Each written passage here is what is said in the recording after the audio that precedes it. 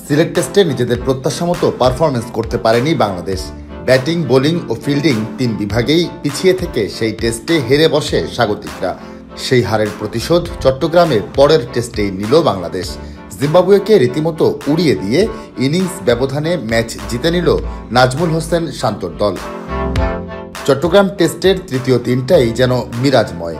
দ্বিতীয় ইনিংসে ব্যাট হাতে সেঞ্চুরির পর বল হাতে নিয়েছেন 5 উইকেট। তার এমন অলরাউন্ড পারফরমেন্সেই চট্টগ্রামে 3 দিনেই ইনিংস ও 106 রানের ব্যবধানে জিতেছে বাংলাদেশ।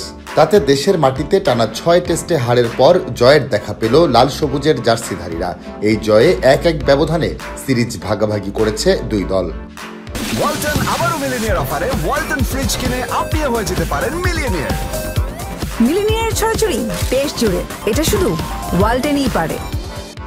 বড় লিড মাথায় নিয়ে ব্যাট করতে নেমেই যেন চাপে পড়ে যায় জিম্বাবুয়ের টপ অর্ডার। তাইজুল ইসলামের জোড়া আঘাতে তৃতীয় দিনের চা বিরতির আগেই বিপাকে পড়ে সফরকারীরা। আর শেষ সেশনে মিরাজের সামনে অসহায় হয়ে পড়েন ব্যাটাররা। তিনি একাই শিকার করেন 5 উইকেট। আগের ইনিংসে 6 উইকেট পাওয়া তাইজুল এবার পান 3 উইকেট। জিম্বাবুয়ে অল আউট হয় 110 রানে।